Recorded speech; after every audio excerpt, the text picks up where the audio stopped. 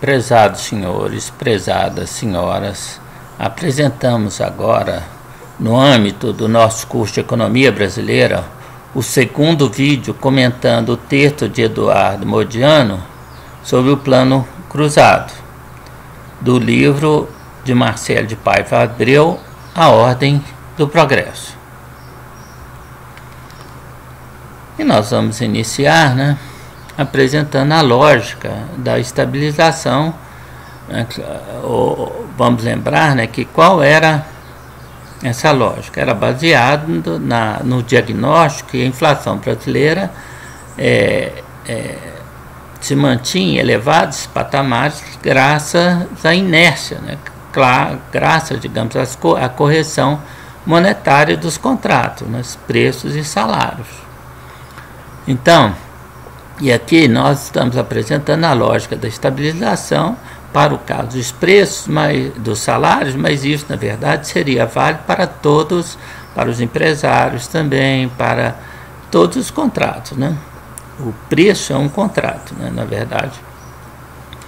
Então, aqui, quer dizer, esse gráfico já foi apresentado anteriormente, está no livro, no texto do Modiano, e mostra exatamente, a relação entre o que acontece com o salário real, quando num processo inflacionário você tem o pico, salário de pico, que você recebe no dia seguinte, do seu reajuste, tá certo? Ou no dia que você recebe que há, digamos, um novo salário, um reajuste, aí você recebe um salário mais elevado, na verdade um mês depois, mas isso não importa. E aí depois você vai, o salário real vai sendo carcomido, pela inflação.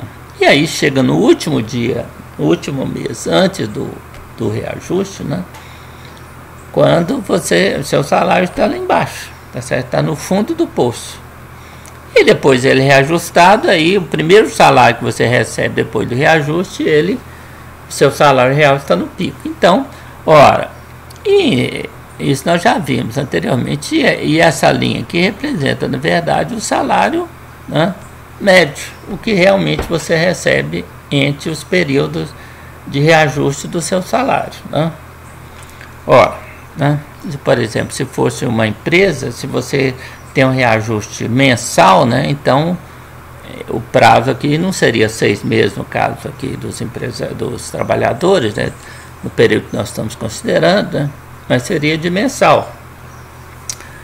Ou você poderia ter listas quinzenais de preço, listas semanais, então isso aí depende da periodicidade do ajuste. E você, no caso dos aluguéis, teria também um reajuste no período legal, de prevalecência de um mesmo contrato em que não é permitido o reajuste. Então, qual é exatamente a lógica? A lógica é o seguinte: se você encontrasse uma forma, se os trabalhadores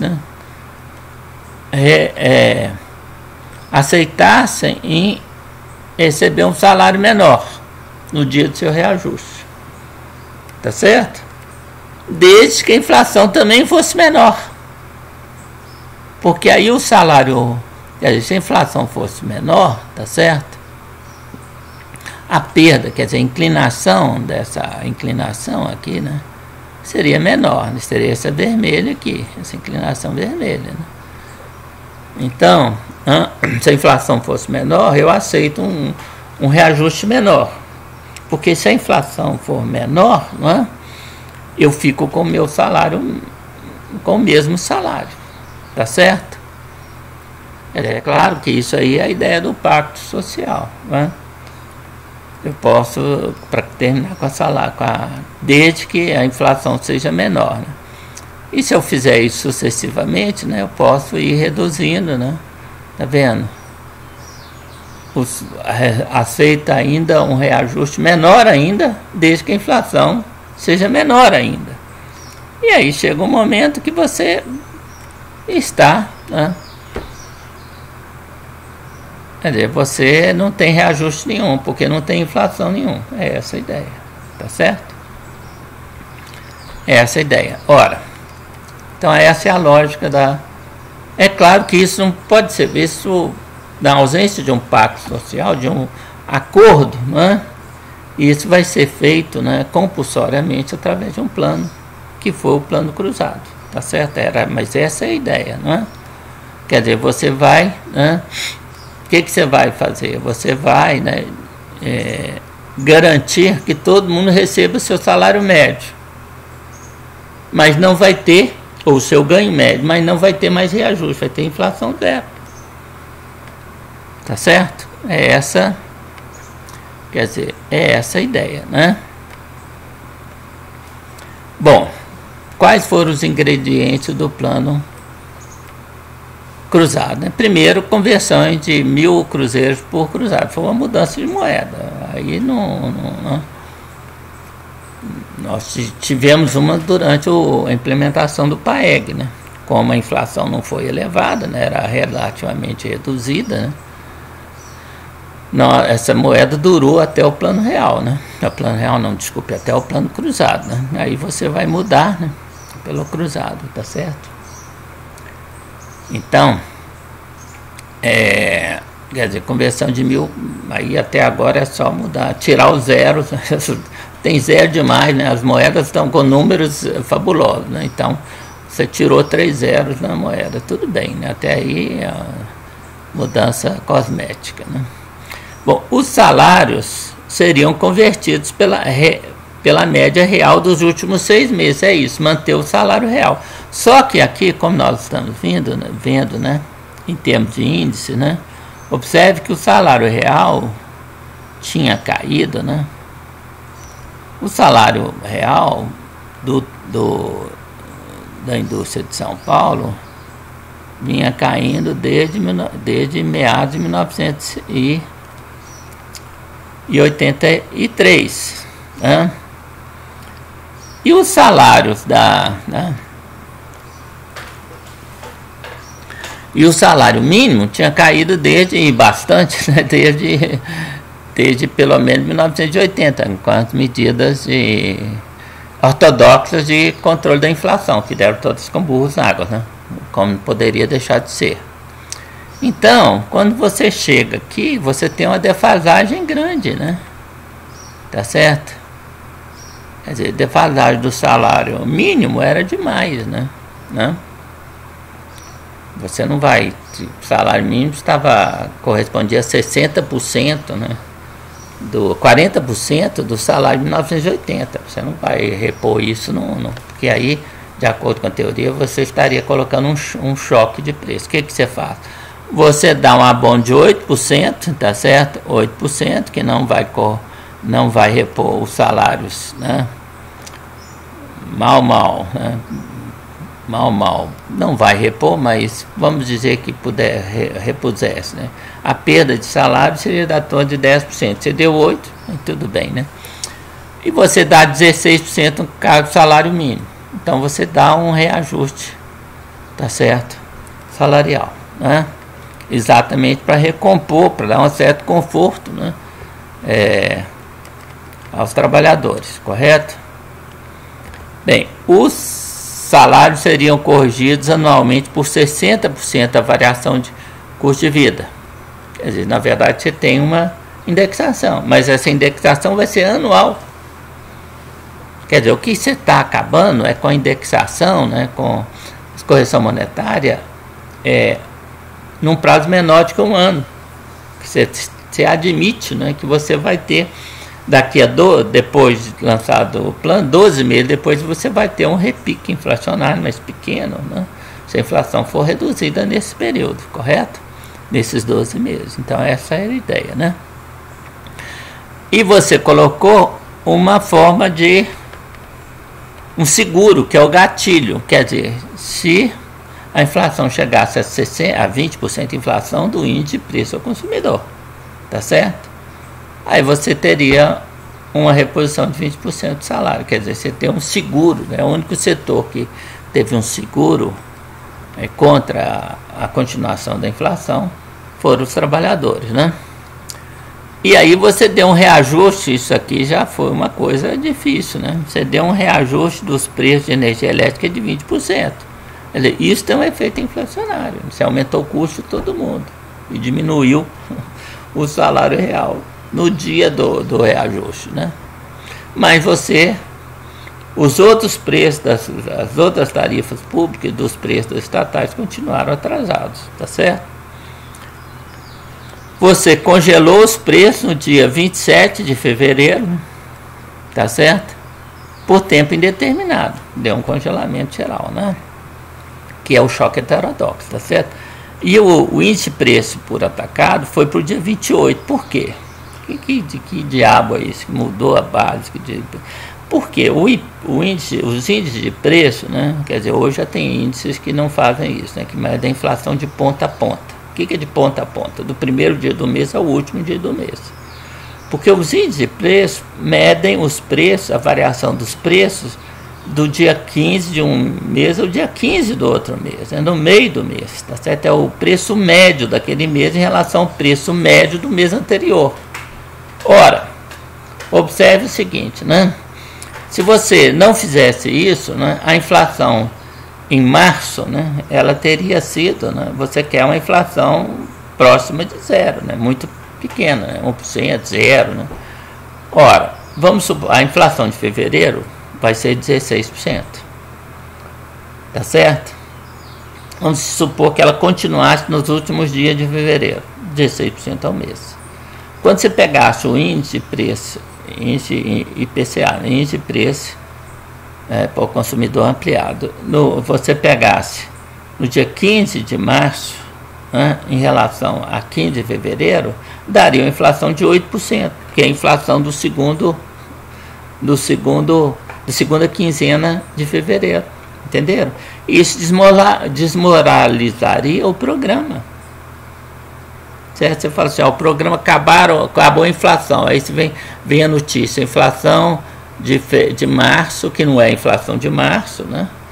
Pega metade de março e metade de fevereiro. Foi de 8%, porque pegou metade de fevereiro. Então, para evitar isso, é que mudou-se a base para o dia 28 de fevereiro. Quer dizer, o que vai contar a inflação é a partir do dia 28 de fevereiro. Tá certo?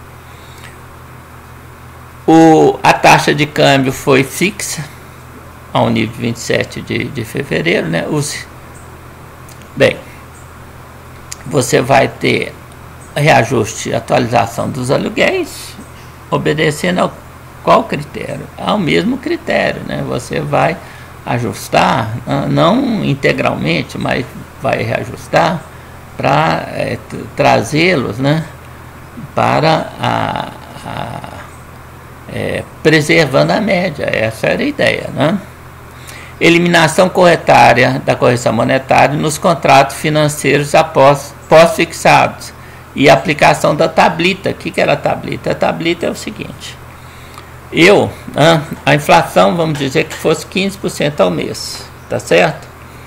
Nos contratos, né, pré-fixados, nos contratos pós-fixados não tem problema. Por quê? Porque se a inflação for zero, você só vai pagar o juro real, né? Mas se a inflação, se você tivesse, né, uma inflação, no contrato pré-fixado, o que você estava fazendo? Você não é bobo.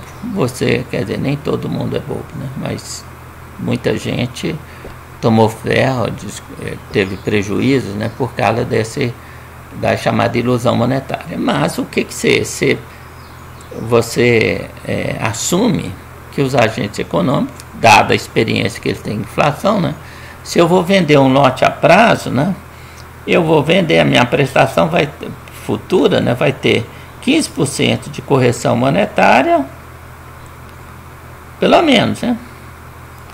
Mas se quiser um juro real qualquer, vamos dizer, vou dar 16%, 17% no meu contrato, né? O meu contrato, vamos dizer, o meu contrato prevê, né, que a prestação aumente a 16% ao mês, Ora, a tablita vai dizer o seguinte: pega o seu contrato, as prestações futuras vão ser descontadas 15% ao mês.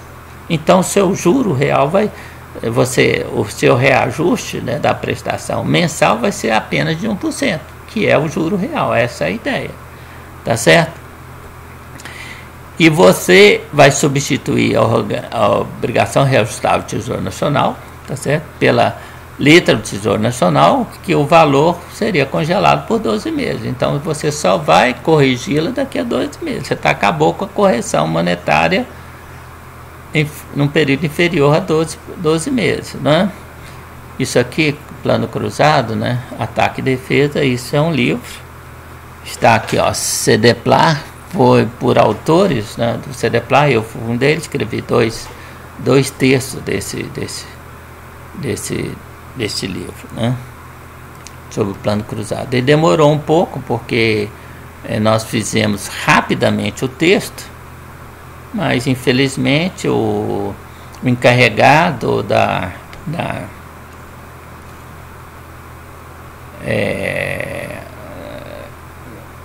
produção do livro e da entrega ele para a editora demorou muito, e aí ele saiu bastante atrasado, né? Já saiu próximo ao Cruzado 2, infelizmente, né? Bem, política monetária e política econômica, não é?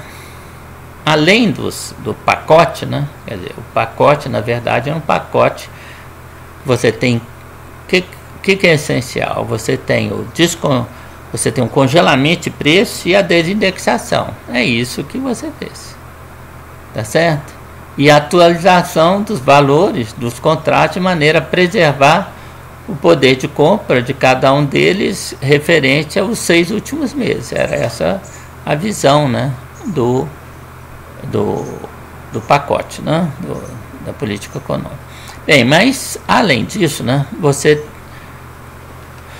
tinha que mexer com a política monetária e a política fiscal, né? Ela não vai fingir que não tem jeito, né? Então, qual era o dilema da política monetária, segundo o Modiano? Você podia, se você tivesse uma taxa de juros baixa, isso reduziria o custo da dívida pública e incentivaria os investimentos, mas favoreceria a especulação em uma elevada taxa.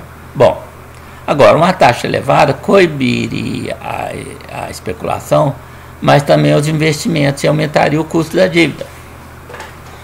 Bom, o que você vai fazer? Você vai adotar uma política monetária passiva, tá certo? Acomodatícia. Você não vai ter uma política monetária de juros elevados. E a política fiscal? Eliminação do custo da correção monetária da dívida pública por 12 meses, o que vai ser ótimo, né? Esperando-se ganhos, mas a perda do imposto inflacionário impactou negativamente. Isso aqui é uma coisa sujeita a muito debate, tá certo?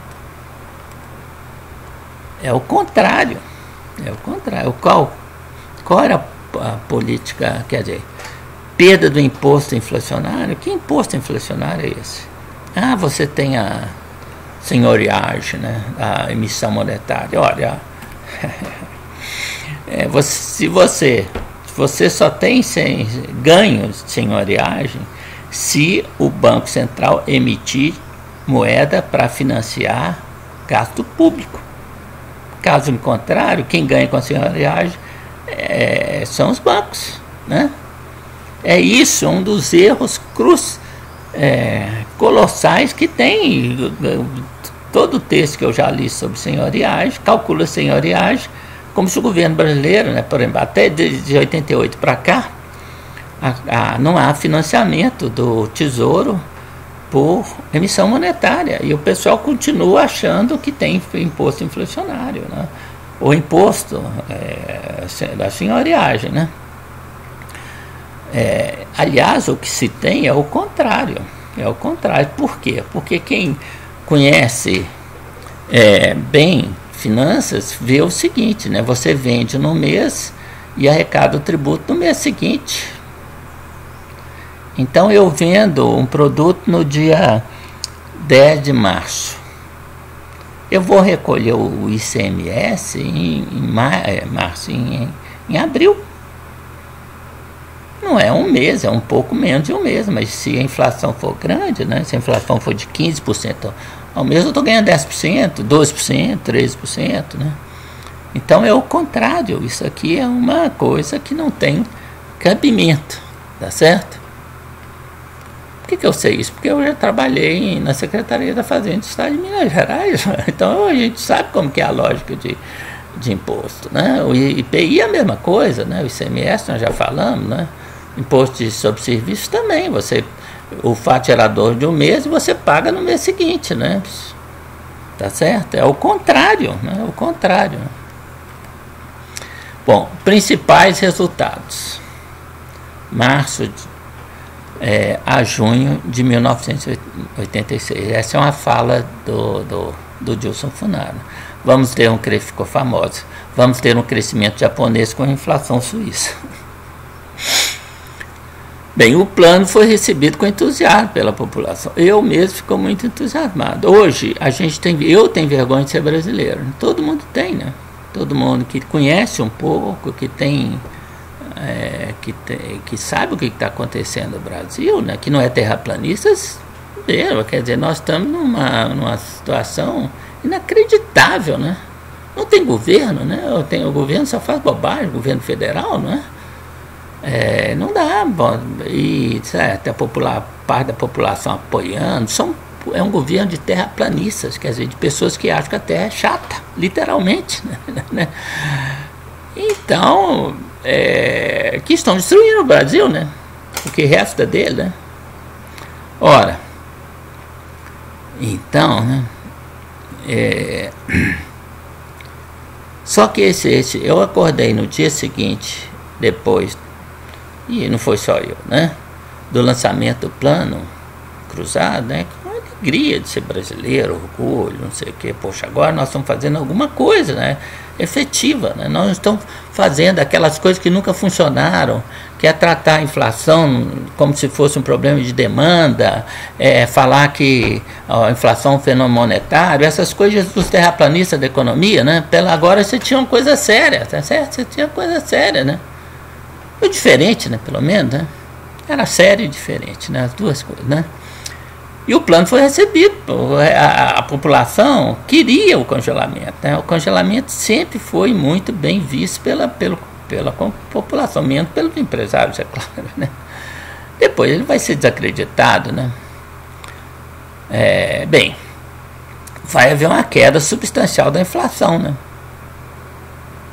Parecendo confirmar que seria possível reduzi-la sem recessão e sem desemprego. Aliás, vai ser ao contrário, a economia vai entrar num boom, né?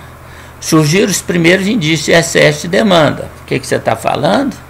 Que teve excesso de demanda. Excesso de demanda, né? É um conceito neoclássico, tá certo? É um conceito neoclássico, né? Através da elevação dos preços dos vestuários e dos carros usados, porque o carro novo estava tabelado, né? Vestuário, por que elevou os preços dos vestuários? Porque eles estavam fora do congelamento, porque você bota um botão diferente na roupa, ela é outra, né?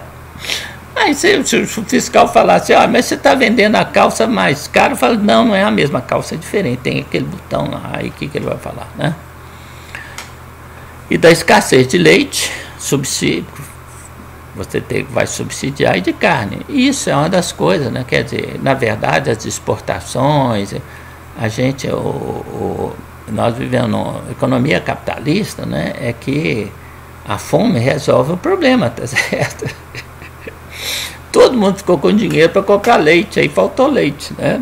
E carne, faltou leite. Você vai recorrer à importação, não vai dar certo. E automóveis, porque automóvel você estava já vamos dizer, no limite da capacidade de produção da indústria. E, na verdade, você vai ter problemas, porque você vai ter que importar autopeças, e com o seu carro é diferente, você não tem jeito de importar autopeça, você tem que produzi-la, né?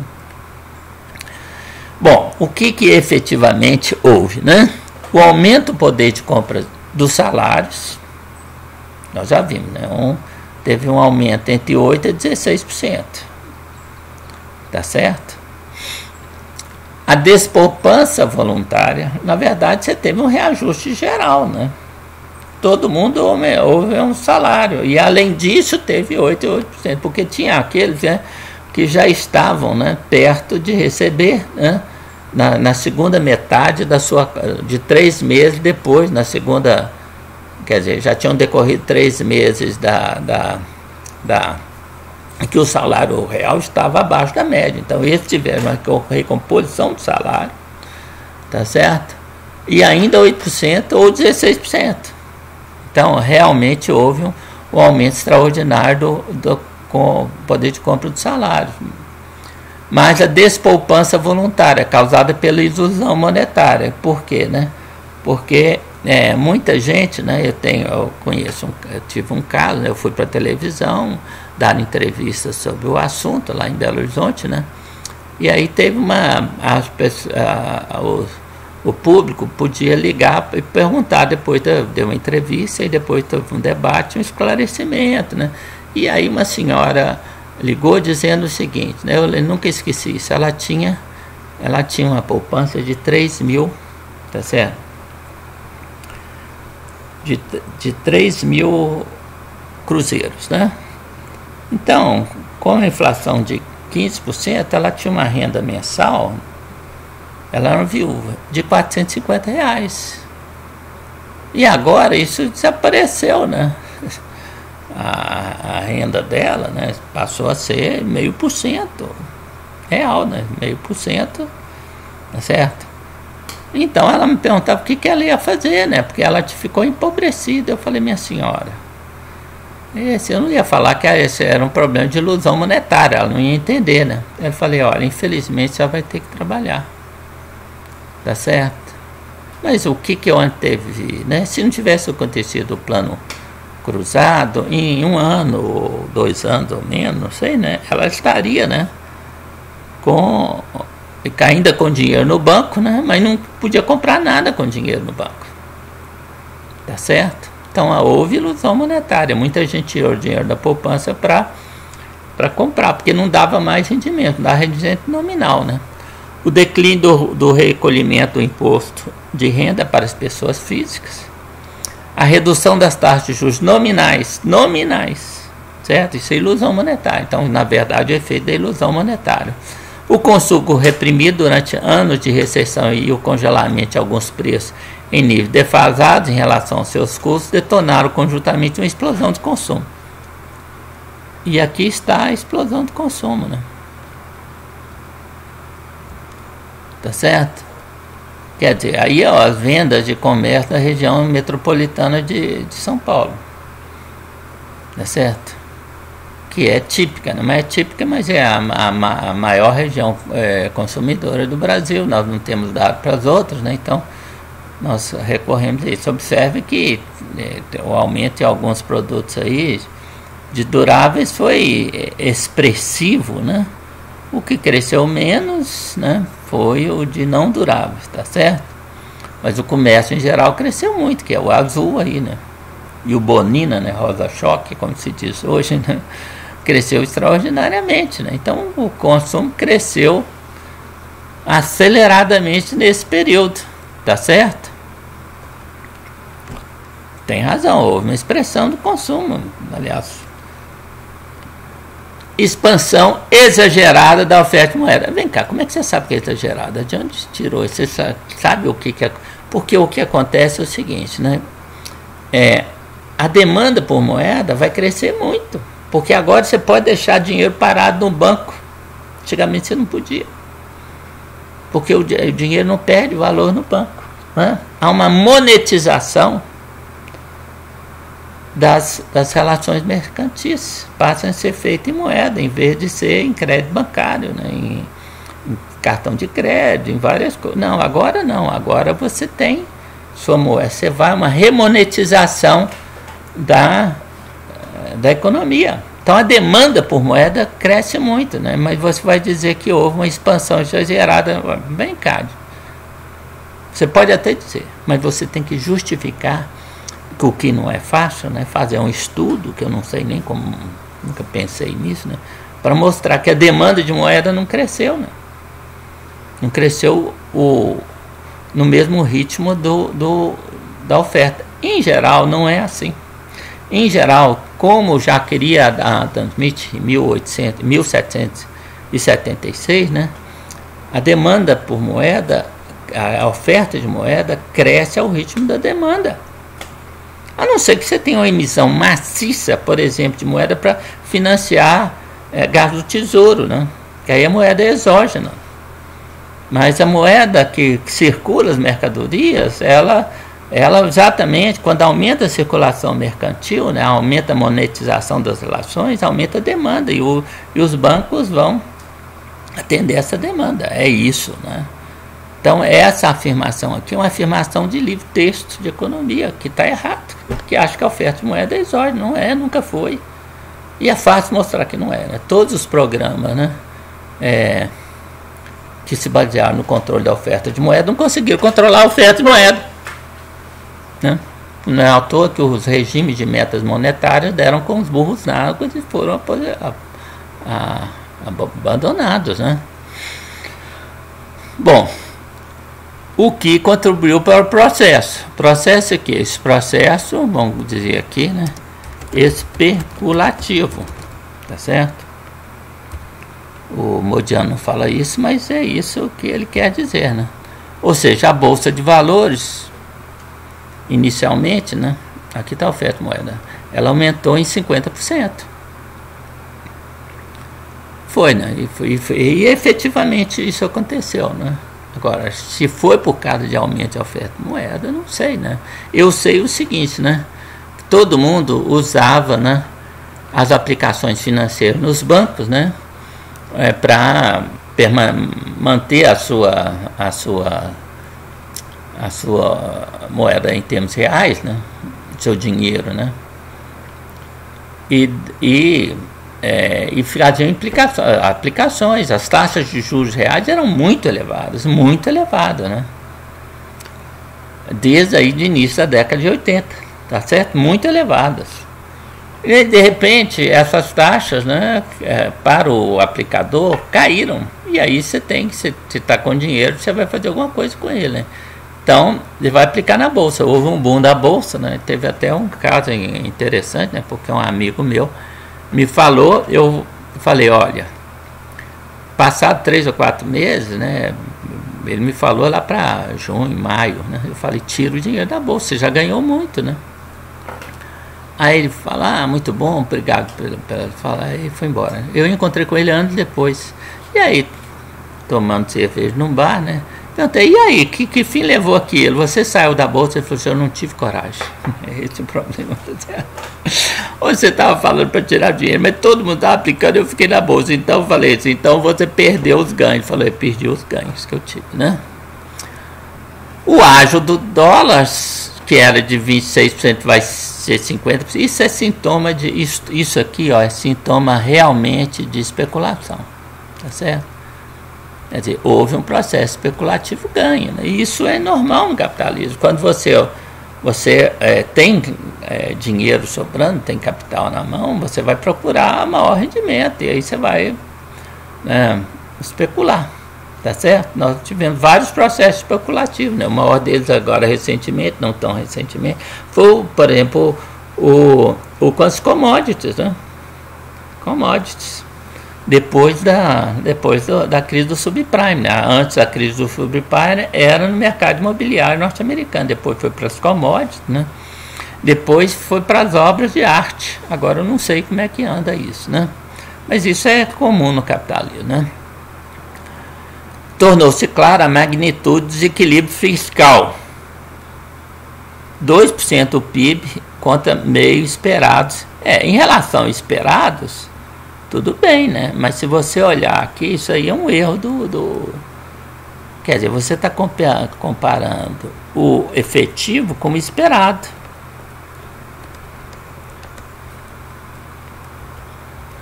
Tá certo? Mas observe o seguinte, se você tomar o conceito de necessidade de financiamento do setor público, né, que é a medida errada, né, do Fundo Monetário Internacional, que foi adotado por todo mundo para medir o o déficit setor público, né? Primeiro, isso aqui é